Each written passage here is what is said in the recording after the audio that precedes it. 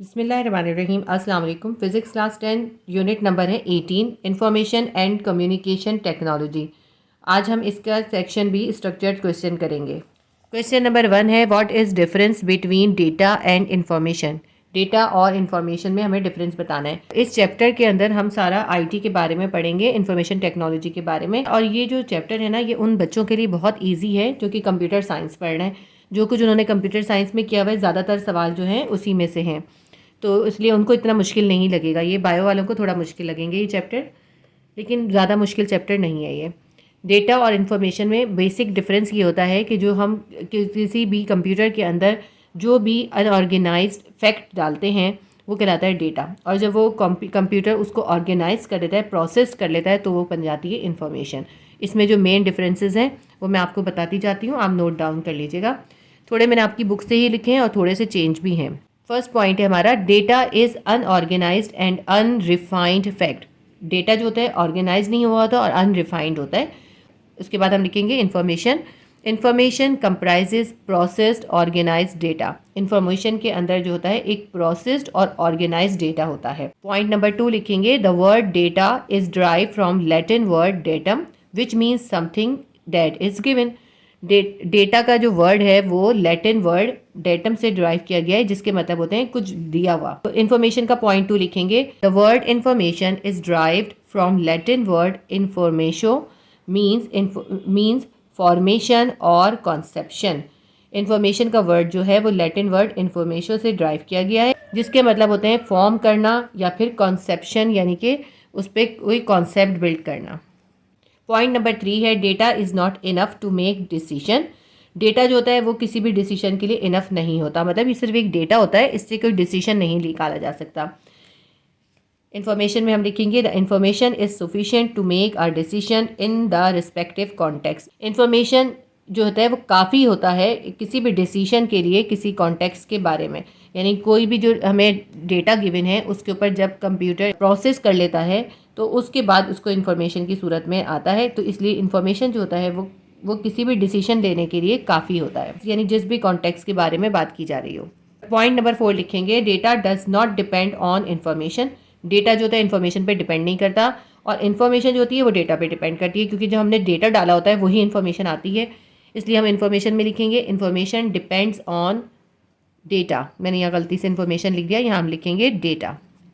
ठीक है, information depends on data. Information जो है वो डेटा पे डिपेंड करती है, जबकि डेटा इन्फॉर्मेशन पे डिपेंड नहीं करता। ठीक है, पहले डेटा डाला जाता है, उसको डेटा को जब प्रोसेस करता है कंप्यूटर तो वो इन्फॉर्मेशन बनती है। फिर data is usually in the form of letters, numbers and characters etcetera.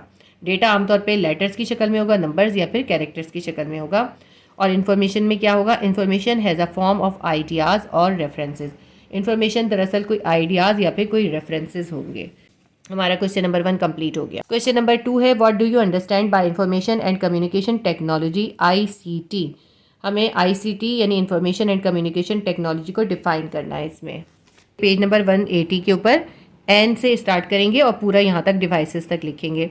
मैं आपको इसको रीड करके और समझा भी देती हूँ। An electronic based system for transmitting, receiving, processing and retrieving information is known as information and communication technology या ICT। यानी किसी इलेक्ट्रॉनिक बेस्ड सिस्टम के ज़रिए जब हम किसी इन्फॉर्मेशन को ट्रांसमिट करें, रिसीव करें या प्रोसेस करें या रिट्रीव करें तो वो कहलाता है ICT या information communication technology. Telecommunication and information technology have been merged to become ICT। Telecommunication technology telecommunication और इंफॉर्मेशन टेक्नोलॉजी जब कंबाइन हो गई, मर्ज हो जाती है, तो वो बनाती है ICT, उसको कहते हैं ICT। इसके बाद हम ये लाइन काट देंगे, हम यहाँ पे लिखेंगे वी कैन डिफाइंड एज। इसको हम कैसे डिफाइन कर सकते हैं, पॉइंट नंबर 1 लिखेंगे, information technology is the scientific approach for storing information, organizing it for optimal use and communicating it to others. Information technology ऐसी साइंटिफिक अप्रोच है जिसको हम इंफॉर्मेशन के लिए, ऑर्गेनाइजेशन के लिए, ऑप्टिमल यूज के लिए और कम्युनिकेट करने के लिए दूसरों के साथ यूज करते हैं। हम कम्युनिकेट करने के लिए देखें कैसे कंप्यूटर और इंटरनेट वगैरह यूज़ करते हैं ना। इसके बाद हम पॉइंट नंबर 2 लिखेंगे, the process of transmitting information over long distance is known as telecommunication. Information को दूर डिस्टेंस तक, काफ़ी दूर के डिस्टेंस तक पहुँचाने के लिए जो प्रोसेस किया जाता है वो कहलाता है telecommunication. ICT refers to scientific techniques to store, process and transport large volume of information in a matter of second using electronic devices. ICT जो है ऐसी साइंटिफिक टेक्निक है या टूल्स है जिसके ज़रिए हम स्टोर भी करते हैं, प्रोसेस भी करते हैं और बहुत ज़्यादा क्वांटिटी की इंफॉर्मेशन को ट्रांसपोर्ट भी करते हैं इलेक्ट्रॉनिक डिवाइसेस के थ्रू। और इलेक्ट्रॉनिक डिवाइसेस कौन सी होती हैं? इंटरनेट होती है, इंटरनेट की डिवाइसेस होती हैं और जो है कंप्यूटर सिस्टम वगैरह होता है। क्वेश्चन नंबर 2 यहाँ तक कंप्लीट हो गया, ठीक है। एन से हम लिखेंगे और डिवाइसेस तक कंप्लीट हो जाएगा। क्वेश्चन नंबर 3 है हमारा, what are the components of information technology clearly indicate the function of each component. Information technology के जो कंपोनेंट्स हैं हमें उनके वो बताने हैं और हमें उनके फंक्शंस भी बताने हैं। पेज नंबर 180 पर ही हमारे पास इसका आंसर मौजूद है। Components of computer based information system यानी CBIS। 5 components must come together to create CBIS। CBIS का सिस्टम बनाने के लिए 5 कंपोनेंट जो हैं वो मस्ट हैं। पहला क्या है? हार्डवेयर इज़ मशीनरी, हार्डवेयर होना चाहिए। दूसरा सॉफ्टवेयर है, तीसरा है डेटा और चौथा है प्रोसीजर और पांचवा है पीपल। ठीक है, अब हम इसको थोड़ा शॉर्ट करके करेंगे। आप थोड़ा सा इसमें से कुछ लाइन्स चाहें तो कट कर सकते हैं। इसका जो फर्स्ट कंपोनेंट है वो क्या है? Hardware is machinery. This comprises the CPU। ये किस चीज़ से मुश्तमिल होता है? ये CPU पे मुश्तमिल होता है। And its supporting hardware, input, output, storage and communication devices are the example of essential equipment. और इस CPU को जो दूसरे सपोर्टिंग चीज़ें होती हैं वो कौन सी होती हैं? सपोर्टिंग हार्डवेयर होता है, इनपुट होता है, आउटपुट होता है। इनपुट में आपके पास क्या चीज़ आ जाती है? इनपुट में आ जाता है आपके पास कीबोर्ड हो गया, जॉयस्टिक, माउस, ये सब चीज़ें इनपुट होती हैं। और आउटपुट क्या होता है? स्क्रीन या मॉनिटर जो होता है, उसके अलावा प्रिंटर जो होता है वो होता है आउटपुट। स्टोरेज के लिए क्या चीज़ होगी? स्टोरेज के लिए इसके अंदर रैम और रोम होती हैं। ये तमाम डिवाइसेज जो होती हैं इस हार्डवेयर मशीनरी के साथ या CPU के साथ एसेंशियल इक्विपमेंट होते हैं, यानी ज़रूरी इक्विपमेंट होते हैं। सेकंड कंपोनेंट है software. Software include computer application. Software क्या होता है? कंप्यूटर एप्लीकेशंस होती हैं। They tell the CBI's hardware how to process data. ये जो सॉफ्टवेयर होते हैं, जब हार्डवेयर के अंदर जो है डेटा डाल दिया गया, अब उस डेटा को जो प्रोसेस करना है तो वो सॉफ्टवेयर बताते हैं, ठीक है, कि किस तरह डेटा को प्रोसेस करके उससे मीनिंगफुल इंफॉर्मेशन में उसे कन्वर्ट करना है। Program are usually saved on a chip और टेप। ये जो प्रोग्राम होते हैं कभी आमतौर पर जो है किसी चिप पे या फिर टेप पे सेव होते हैं। थर्ड पॉइंट हमारा है data. Program utilize data to provide helpful information. Program को जो होता है डेटा यूटिलाइज करता है ताकि हेल्पफुल इंफॉर्मेशन में उसको कन्वर्ट कर सके। It might be phrase, picture और फिगर। अब ये डेटा किस शक्ल में हो सकता है? ये कोई लाइन भी लिखी हुई हो सकती है, कोई पिक्चर भी हो सकती है, या कोई फिगर भी हो सकती है, कोई डायग्राम वगैरह भी। दैट हैज़ स्पेशल सिग्निफिकेंस, जो कि बहुत इंपॉर्टेंट ज़रूरी है। Data like programs are usually saved on chips और tape until needed by the computer. Data या फिर जैसे कोई प्रोग्राम्स होते हैं वो आमतौर पे किसी चिप या टेप पे सेव होते हैं जब तक कि कंप्यूटर को उसकी ज़रूरत ना पड़ जाए। फोर्थ पॉइंट है procedure, the guideline for creating and using information systems.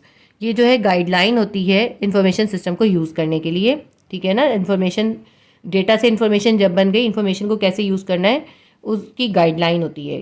Procedure के अंदर हमें वो पता चलता है उस इन्फॉर्मेशन को हमें कैसे यूज़ करना है। These are in user manual and paper. अब ये जो है मैनुअल भी हो सकते हैं यूज़र के लिए और पेपर भी हो सकता है। From time to time these rules और टेक्निक्स में बी रिवाइज्ड। थोड़े थोड़े टाइम के बाद इन रूल्स और टेक्निक्स को जो है रिवाइज करना पड़ता है in order to accommodate these adjustments, ताकि जो है एडजस्टमेंट्स के साथ अकोमोडेट हो सकें। The information system must be adaptable. Information system को जो है एडेप्टेबल होना ज़रूरी है।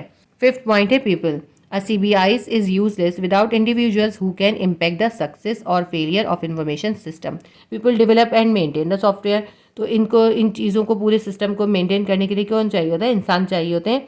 पीपल ही इसको डेवलप करते हैं और मेंटेन करते हैं सॉफ्टवेयर को। एंटर डेटा, डेटा को एंटर करते हैं। And construct the hardware that makes a CBIS work. तो ये जो किसी भी सिस्टम को चलाने के लिए सबसे इंपॉर्टेंट कौन है? वो पीपल हैं, यानी कि कोई इंडिविजुअल होना ज़रूरी है। जब कोई इंडिविजुअल होगा तभी तो वो डेटा को एंटर करेगा, हार्डवेयर को उससे कंस्ट्रक्ट करेगा या फिर CBIS का वर्क करेगा। People write the processes and ultimately decide the CBIS effectiveness. People ही जो होते हैं वो ही प्रोसेस करते हैं और डिसाइड करते हैं कि CBIS की कैसी इफेक्टिवनेस वो चाहते हैं। जिस तरह का CBIS सिस्टम वो बनाना चाहते हैं, अपने प्रोग्राम जिस तरह सेट करना चाहते हैं कंप्यूटर में, उस तरह उसको प्रोसेस करते हैं। हमारा यहाँ तक क्वेश्चन नंबर 3 कंप्लीट हो गया। इसको आप चाहें तो थोड़ा बहुत शॉर्ट कर लीजिएगा। क्वेश्चन नंबर 4 है differentiate between the primary memory and the secondary memory. Primary memory और सेकेंडरी मेमोरी का हमें डिफरेंस बताना है। तो प्राइमरी मेमोरी जो होती है ना कंप्यूटर के अंदर, वो टेम्पररी मेमोरी होती है। जब हम काम कर रहे होते हैं, जिस वक्त तक हम काम कर रहे होते हैं उस वक्त तक वो हमारा डेटा सेव होता है, लेकिन जैसे ही स्विच ऑफ करेंगे वैसे ही वो सब जो होता है ख़त्म हो जाता है। तो होती है प्राइमरी मेमोरी। तो दूसरी होती है सेकेंडरी मेमोरी। सेकेंडरी मेमोरी वो होती है जो कि सेफ़ रहती है हमारी, जो हम मुख्तलिफ बाहर से हार्डवेयर लगा के डिवाइसेस के अंदर सेव करते हैं, वो होती है सेकेंडरी मेमोरी। अब मैं आपको पॉइंट्स बता देती हूँ, आपने पॉइंट्स में ही लिखना है। जब भी डिफरेंशिएट आता है हमें इसी तरह कॉलम बना के इसको लिखना चाहिए। पॉइंट नंबर 1 लिखेंगे, primary memory is made up of integrated circuit ICS। Primary memory जो होती है वो इंटीग्रेटेड सर्किट या ICS से बनी होती है। Secondary memories are the external magnetic and optical memories.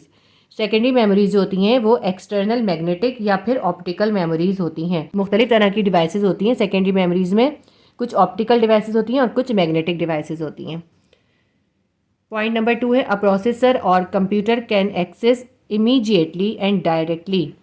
तो जैसे ही हम कंप्यूटर को ऑन करते हैं और उसके अंदर कोई डेटा डालते हैं, कंप्यूटर या प्रोसेसर जो होता है वो फौरी तौर पे डायरेक्टली जो होता है इस मेमोरी तक एक्सेस हासिल कर लेता है। Data can not be directly access in secondary memory, जबकि सेकेंडरी मेमोरी के अंदर डेटा जो होता है वो डायरेक्टली एक्सेस नहीं करता कंप्यूटर के सिस्टम में। सेकेंडरी मेमोरी जो होती है या डिवाइसेस जो होती हैं, स्टोरेज डिवाइसेस, जब तक हम उनको कनेक्ट नहीं करते तो वो कंप्यूटर तक एक्सेस नहीं कर सकती ना, उसके लिए हमें उसको कंप्यूटर के साथ कनेक्ट करना पड़ता है।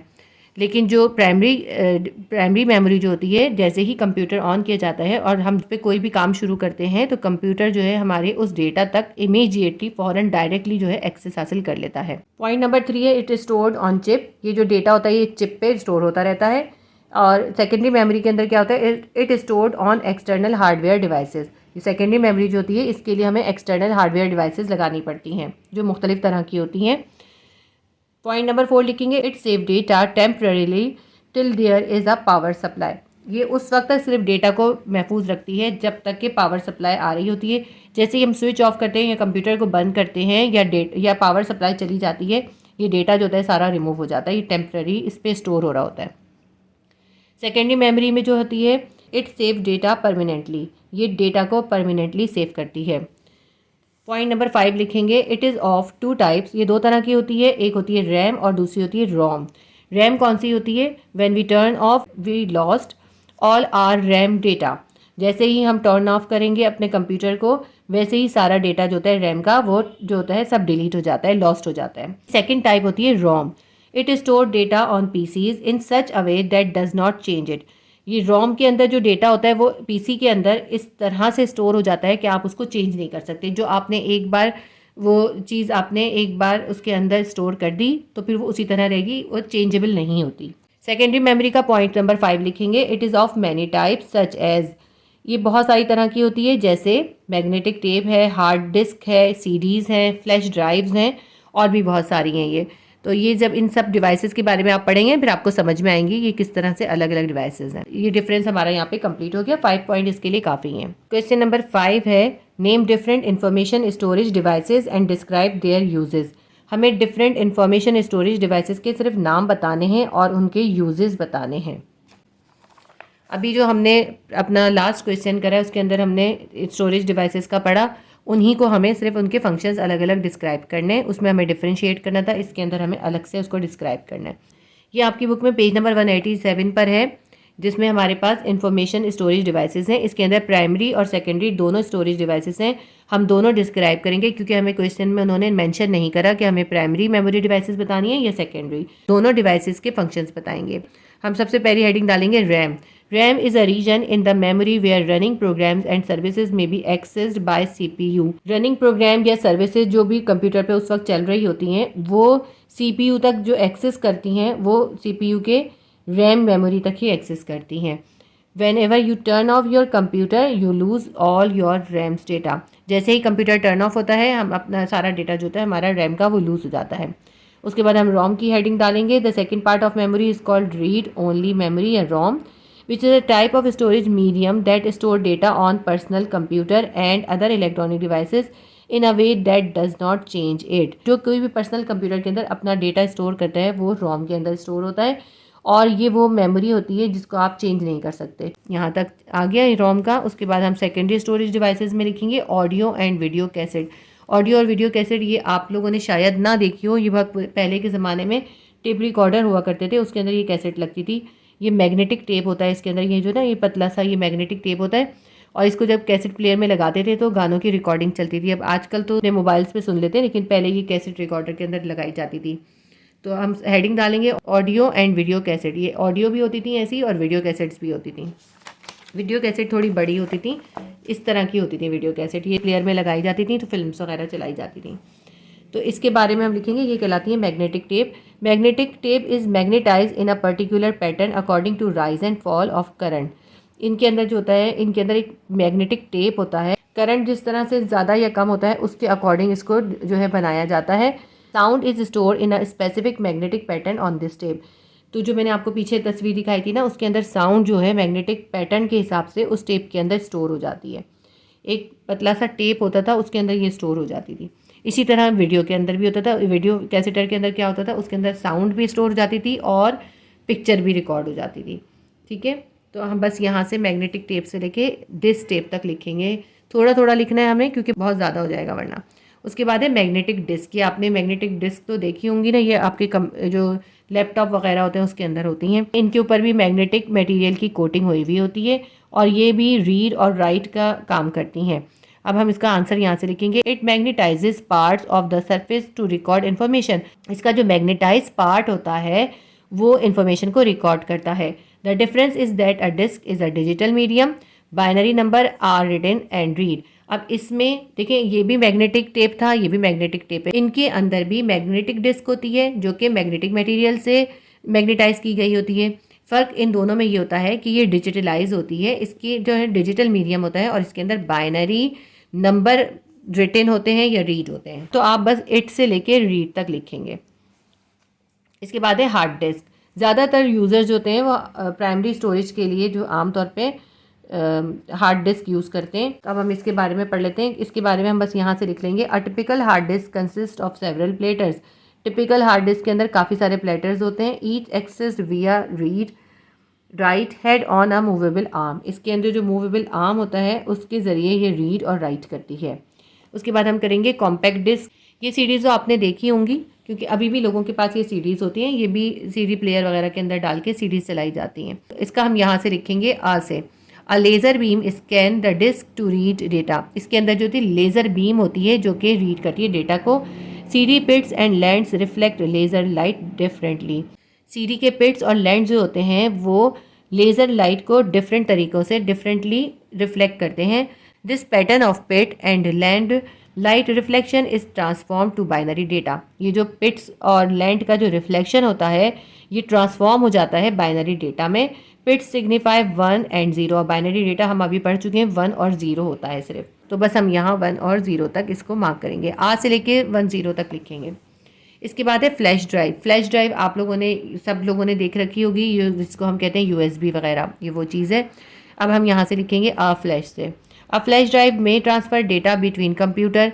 ये फ्लैश ड्राइव जो होती है ये कंप्यूटर के दरमियान में भी डेटा ट्रांसफ़र करती है। Many of these little devices can hold a years load of school work. ये छोटी छोटी डिवाइसेस होती हैं, बहुत छोटी सी कॉम्पैक्ट होती हैं और आराम से इसे कैरी किया जा सकता है। और जो इसके ज़रिए जो है बहुत सारा डेटा जो है हम अपने लैपटॉप में या किसी भी कंप्यूटर में ट्रांसफ़र कर सकते हैं। तो बस आप यहाँ तक लिख लीजिएगा बस, क्योंकि हमें थोड़ा सा शॉर्ट करना है इसलिए मैंने इसको शॉर्ट कर दिया है। आपका ये क्वेश्चन यहाँ पे कंप्लीट हो गया। क्वेश्चन नंबर 6 है, explain briefly the transmission of radio waves through space. Space के थ्रू रेडियो वेव्स का ट्रांसमिशन हमें एक्सप्लेन करना है। आपकी बुक में पेज नंबर 183 पर इसका आंसर है transmission of radio waves through space. ये जो डायग्राम है इसको मैं आपको पहले समझा देती हूँ, जब आप ये समझ लेंगे तो आपको इसको लिखना बहुत आसान होगा, फिर मैं आपको मार्क भी करवा दूंगी। देखिए, जो भी किसी रेडियो स्टेशन में बैठते हैं माइक्रोफोन के अंदर बात करते हैं तो माइक्रोफोन में हमारी जो साउंड एनर्जी जो होती है वो माइक्रोफोन के अंदर जाती है। माइक्रोफोन के अंदर हमारी साउंड वेव जो है वो कन्वर्ट हो जाती है इलेक्ट्रिकल इम्पल्सेस में। ये इलेक्ट्रिकल इम्पल्सेस जो हैं ये ट्रांसमिशन एरियल तक पहुंचती हैं। ये जो ट्रांसमिशन एरियल होता है ये 2 रॉड्स पर मुश्तमिल होता है। जब ये ट्रांसमिशन एरियल में पहुंचती हैं तो उसके अंदर वाइब्रेशन पैदा करती हैं। इस वाइब्रेशन की वजह से ये जो इलेक्ट्रिकल इम्पल्सेस होती हैं ये इलेक्ट्रोमैग्नेटिक रेडियो वेव्स में कन्वर्ट हो जाती हैं। जो सिग्नल्स होते हैं ये रिसीविंग एरिया इसको रिसीव करता है, इसमें से मॉड्यूलेटेड सिग्नल को रिसीव करता है और उसको फिर आगे जाके ट्यून्ड सर्किट के तक पहुंचाया जाता है। वहाँ पे ट्यूनिंग होती है और ट्यूनिंग के बाद इसको डी मॉड्यूलेटर में पहुंचाया जाता है। डी मॉड्यूलेटर रेडियो वेव्स में से एक्सट्रैक्ट करता है, इसको एम्पलीफाई करता है। इस तरह यहाँ से एक रेडियो स्टेशन से निकलती हुई आवाज़ मुल्क के मुख्तलिफ हिस्सों तक पहुँच जाती है।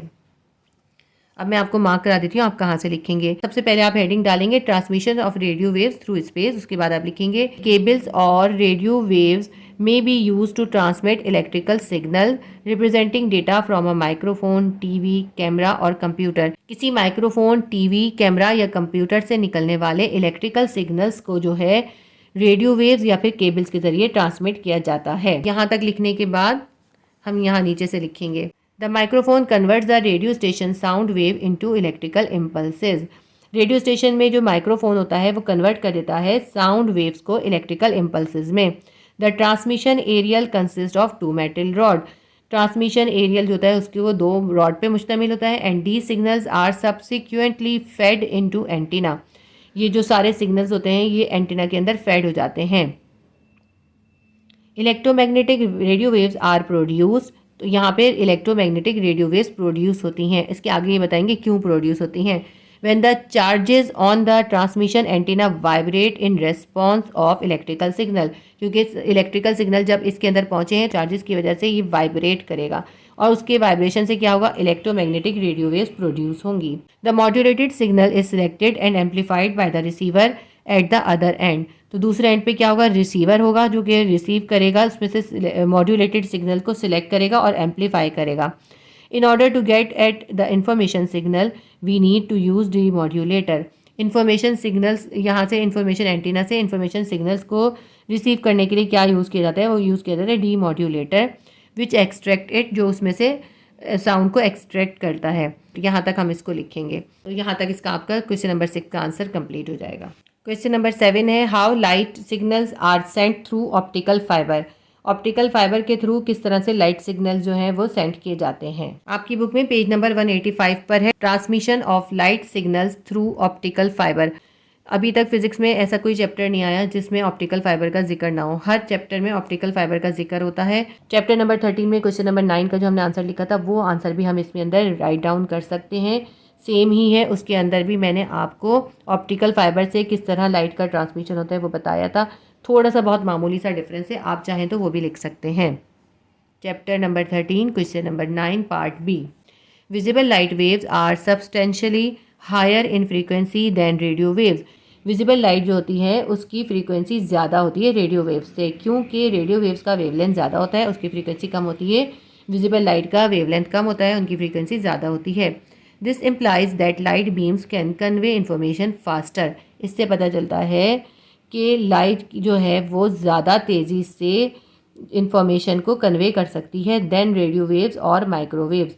माइक्रोवेव्स और रेडियो वेव्स से ज़्यादा तेज़ी से लाइट जो है वो इंफॉर्मेशन कन्वे कर सकती है क्योंकि उसकी फ्रीक्वेंसी ज़्यादा है इन दोनों से। An optical fiber was employed as a transmission path. Light को ट्रांसमिट करने के लिए जो पैथ इस्तेमाल किया जाता है वो होता है optical fibre. A low refractive index optical fiber is a tiny strand of high quality glass that absorbs less light.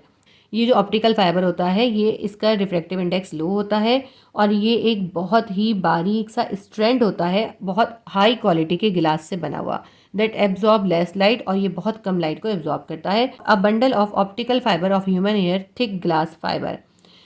समझे, बहुत सारे ऑप्टिकल फाइबर का अगर बंडल होगा तो वो एक ह्यूमन के हेयर के बराबर थिकनेस होगी उसकी। इसके बाद हम यहाँ से इसकी वर्किंग लिखेंगे। Light entering the core of an optical fiber travels straight and meet the inner wall cladding.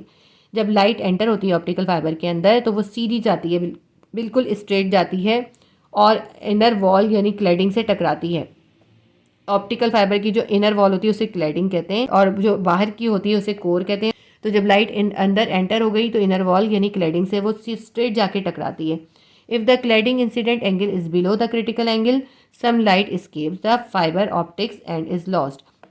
अगर उस क्लैडिंग का इंसिडेंट एंगल जो है वो क्रिटिकल एंगल से कम होगा तो कुछ लाइट जो होगी उसमें लॉस कर जाएगी। A critical angle of incident is one where all light is reflected into the fiber optics. Critical angle कब होगा? जब होगा जब कि लाइट जो है पूरी की पूरी 90 के एंगल पे रिफ्लेक्ट हो जाएगी। If then proceed in a straight path until it meets the inner wall again and so on. और उससे टकराने के बाद वो फिर सीधी जो है स्ट्रेट जाएगी और फिर उस वक्त तक वो स्ट्रेट जाएगी जब तक कि वो दूसरी साइड की सामने वाली दीवार से न टकरा जाए। और इसी तरह से ही कंटिन्यूसली आगे बढ़ती रहेगी। देखें जैसे ये यहाँ से आगे अगर टकराई है तो ये टकराने के बाद इस इनर वॉल से टकराएगी क्लैडिंग से और फिर 90 के एंगल पे उस वक्त तक सीधी जाएगी जब तक ये दूसरे साइड की इनर वॉल या क्लैडिंग से न टकरा जाए। फिर यहाँ से टकराएगी तो फिर 90 के एंगल पे स्ट्रेट जाएगी। इसी तरह ये चलता रहेगा। The benefit of optical fiber is that it can be use to transmit very large amount of data across great distance with little loss of quality. इसका सबसे अच्छा बेनिफिट ये है कि बहुत ज़्यादा अमाउंट में डेटा को ट्रांसमिट कर देता है बहुत लंबे डिस्टेंस तक और बहुत कम एनर्जी का लॉस होता है इसके अंदर क्वालिटी का बहुत कम लॉस होता है। यहाँ तक हम लिख देंगे, ठीक है। तो ये यहाँ से यहाँ तक पूरा लिखा जाएगा। अगर आप चाहें तो ये लिखें, वरना फिर मैं आपको ये पढ़ के बता देती हूँ जो हमने चैप्टर नंबर 13 में क्वेश्चन नंबर 9 का आंसर लिखा था और ये डायग्राम बनाई थी। आप ये डायग्राम भी बना सकते हैं और इसकी ये जो वर्किंग ऑफ ऑप्टिकल फाइबर मैंने लिखवाया था ये भी इसके अंदर लिख सकते हैं। क्योंकि ऐसा होता है ना, देखिए एक ही सवाल मुख्तलिफ तरह से पूछते हैं, आप हर बार उसका मुख्तलिफ तरह आंसर तो नहीं लिखेंगे ना, एक ही आंसर आप उसमें लिख सकते हैं। समझने की ज़रूरत होती है हमसे पूछा क्या है। मैं ये आपको रीड करके बता देती हूँ। When a light ray enter the fiber, जब लाइट रे फाइबर में एंटर होती है एंड हिट द क्लैडिंग और क्लैडिंग को हिट करती है, it is reflected internally in a core as the incident angle is larger than critical angle. क्योंकि incident angle जो है वो क्रिटिकल एंगल से बड़ा होता है, इसलिए वो जो है क्लैडिंग से टकराकर वापस कोर के अंदर ही आ जाती है। Even if fibre is bend, अगर फाइबर बेंड भी हुआ हो तब भी वो उससे टकराकर अंदर ही जो है 90 के एंगल पे बेंड हो जाती है। Light rays continuously reflected at the interface, इसी तरह अंदर की साइड पर लाइट की रेज होती है रिफ्लेक्टेड होती रहती है continuously between two refractive materials, दोनों मटेरियल्स के दरमियान। एंड कवर्ड लॉन्ग डिस्टेंसेस, और लंबा फासला तय करती है विदाउट लूजिंग एनर्जी, बहुत कम एनर्जी को लूज़ करती है। ठीक है, आप ये भी चाहें तो ये लिख सकते हैं। 7 क्वेश्चन कंप्लीट हो गए। वीडियो काफ़ी लंबी हो गई है। इंशाल्लाह ताला मैं नेक्स्ट वीडियो में आपको इसके बाकी के 8 क्वेश्चन करवा दूंगी। Please do like share and subscribe my channel. अल्लाह हाफिज़।